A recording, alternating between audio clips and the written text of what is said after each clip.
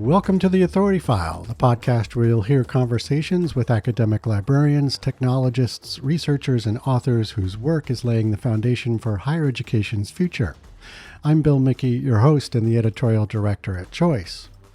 If you're new to The Authority File, you can listen to and find previous episodes on most of the major podcast platforms, and we encourage you to sign up for our monthly newsletter, The Authority File Roundup, which keeps you updated on previous, current, and upcoming Authority File episodes.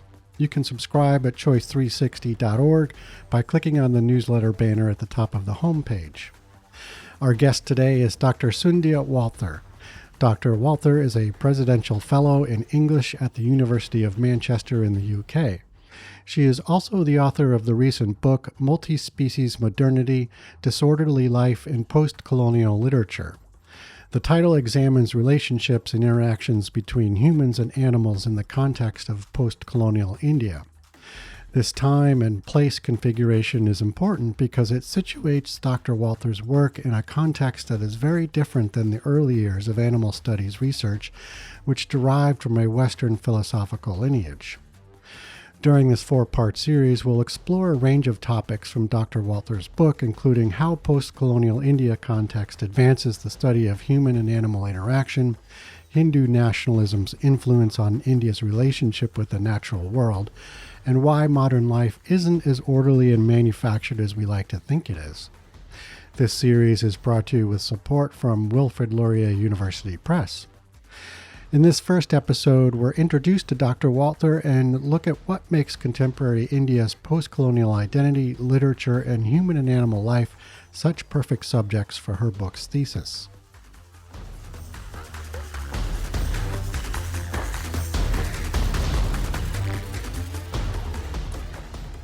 Okay, Sundhya, welcome to the program. It's great to have you here. Thank you. You're welcome. All right, so I'll start by asking you real quick if you could just provide us with a brief overview of your current research and maybe also help us understand a little bit what multi-species interactions and living research deals with. Sure. I guess this, in the simplest terms, multi-species research or multi-species scholarship is about how beings of different species interact with one another. So that doesn't necessarily have to involve human beings, but sometimes or often it does. Um, and so in my case, what I look at is literary representations of multi-species living. And this is a concept I take from Donna Haraway, where she talks about the way that humans and animals live together in these very mundane, everyday sorts of ways. And I wanted to sort of bring attention to that fact and the fact that that is happening in literary and other artistic texts, and sort of see what happens when we dig into those relationships a little bit. Mm-hmm. And so then does the portrayal of the animal part of that equation tend to be are they personified in typically, or is it literally just as real life tends to be in sort of envisioning each of those participants? Well, there's a real range, Yeah. because animals have been the subjects of human art since the beginnings of human art, Hmm. and authors, literary authors, and visual artists take such a diverse array of approaches to representing animals. So Hmm. sometimes what they attempt to do is create sort of pure metaphor, which, Yeah. as I discuss in my book, is not, I think, quite possible in the case of representations of animals. But sometimes the drive is towards that symbolic reading. Hmm. Sometimes it is in this sort of mundane dailiness. Sometimes the animals are just part of the setting, really, Hmm. almost an unacknowledged presence. So I like to acknowledge and then look at what those representations of many kinds are doing. Great. Excellent. Mhm. And then can you contextualize your book's focus on contemporary India? Like what makes the country, its post-colonial identity, literature, and human animal life such a perfect subject for your thesis? Well, there are a number of reasons. Yeah. Um, so I actually begin the book with some consideration of colonial practices of conservation, and then moving into the post-colonial and how colonial conservation really influenced ideas of how animals were conceptualized in post-colonial India. Hmm. Conservation as a bureaucratic fact is very central to the sort of national identity of India as it moves through independence. But the thing about India historically is that animals have never been absent from its iconography of power, right? Animal symbols have always been there from regime to regime. And that's still the case now with the Modi government's focus on the cow. Right? Hmm. At the same time, because of certain cultural contexts, there is a high prevalence of animals and humans sharing space, right? And sharing living conditions, being together in proximity.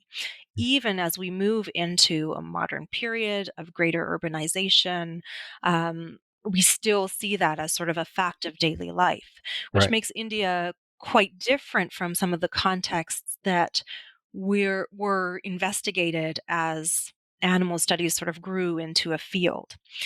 So that those were the things that largely motivated my desire to think about India is first of all this symbolic meaning of animals and the sort of need to incorporate animals into an iconography that had meaning for a nation, and then also this dailiness of interaction between humans and non-human.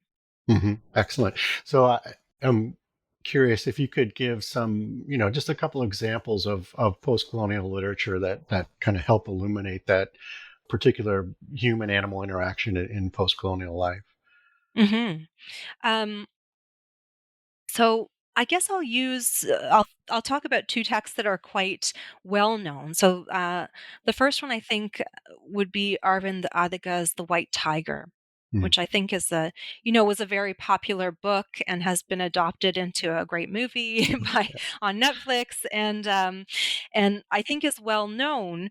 But the actual tiger part of its focus is really ignored, right? So it tends to be seen as a book about certain toxic aspects of the capitalist ascension of India, Mm. right?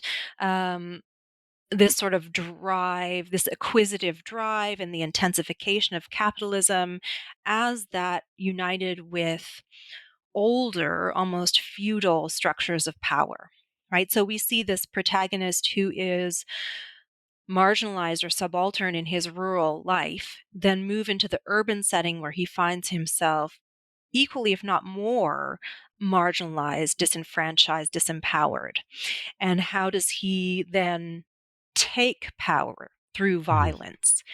And so it's sort of a book that argues for the recognition of the inherent violence of capitalism, and particularly in the Indian context. Mhm. But what I argue about it is that it's a fable, and it's very invested in all kinds of representations of animals. And this is one of those books that really pushes towards the symbolic reading because the protagonist tends to conceptualize the world as being animalistic, right? Or Mm. divided into types into prey and predator.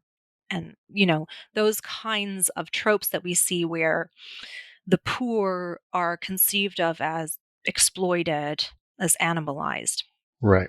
Um, but at the same time, it really depends on an interaction with a real tiger who really almost subsumes the protagonist's humanity, right, in this encounter.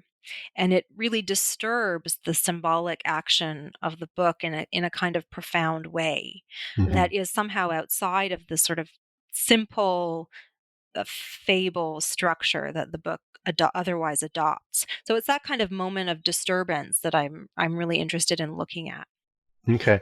So in what Hmm. sense then was the tiger, because you mentioned it was kind of ignored in the Hmm. bigger story. So like how Yeah. did that come into play? Well, I would say that most readings of the White Tiger, because the protagonist is referred to as a white tiger, sort of Okay. symbolically as a nickname, right? Yeah. And so the interpretation is that he is the tiger in the Okay. title, and the story Mhm. is about Mhm. him. Him, right. Um, yes, and Yeah. and I think that that's true, but I think another reading is possible, right? Yeah. Where the actual living tiger has a bit more formal influence on the way the Mhm. story unfolds. Okay. Mhm. Perfect. I would say maybe in a sense, your book is a reaction to an emphasis in um, early animal studies on key texts that originate from a Western philosophical background. Mhm. And if I understand correctly, post-colonial criticism often failed to examine people of color or non-Western cultures and animals with intention and purpose. How does your book kind of open up perspectives and possibilities beyond those earlier studies? Mhm. Um, well, I think animal studies, as it evolved as a field, Yeah, depended on the sort of key canonical texts of animal studies depended on examining and deconstructing a largely Western philosophical lineage. mhm, Right? What are the Western ideas about what constitutes a human, what constitutes an animal, and how we imagine that division? So I wanted to sort of push back against that because it depends on, first of all, certain ideas that human and animal are divided in a particular way, right, and it depends on certain contexts, certain material contexts of life that are not necessarily true across the world. So, for example, that humans and animals tend to be divided in space, right? Not to share space right, in quite the same way. In terms of post-colonial studies or post-colonial theory, there is, I think, what Dipesh Chakrabarty calls a strong strain of post-colonial humanism that arises out of these very urgent political anti-colonial contexts and movements that push back against what we might see as the animalization of the colonized, racialized people of color across the world. So the mhm, classic example of this is Frantz Fanon, right? Who writes in favor of the sort of recognition of the humanity of the colonized subject, right? And I think that's very important and urgent work that comes out of the context in which he was writing.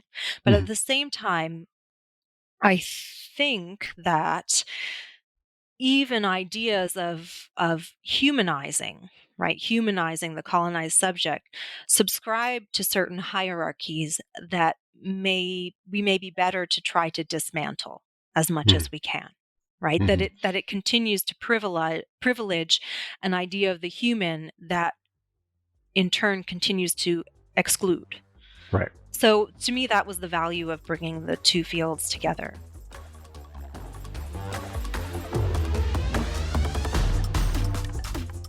You just heard from Dr. Sundhya Walther, a presidential fellow in English at the University of Manchester and author of the recent book, Multispecies, Modernity, Disorderly Life in Postcolonial Literature. Join us next week as Dr. Walther explains the different types of media she uses for her research, including literature, films, life writing, and visual art. She also discusses how the fields of postcolonial theory and animal studies have more in common than one might think. This four-part series is brought to you with support from Wilfrid Laurier University Press. The idea that to focus on animals may be to abandon the interests of human beings who remain colonized or remain subaltern, disenfranchised in the context of modernity as it is now. Right. Or the idea that to focus on the postcolonial is somehow to abandon the interests of the animal, right? As sort of postcolonial political concerns might take over.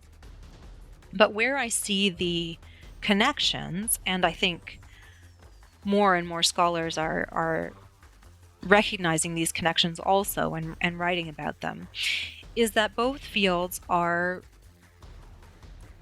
preeminently concerned with injustice. As always, underwriting opportunities for the Authority File podcast are directed by Choice's advertising manager, Pam Marino, and all of our episodes are produced and edited by Choice's digital media producer, Sabrina Kofer, with support from digital media assistant Ashley Roy. That's all for this week. Thanks for joining us.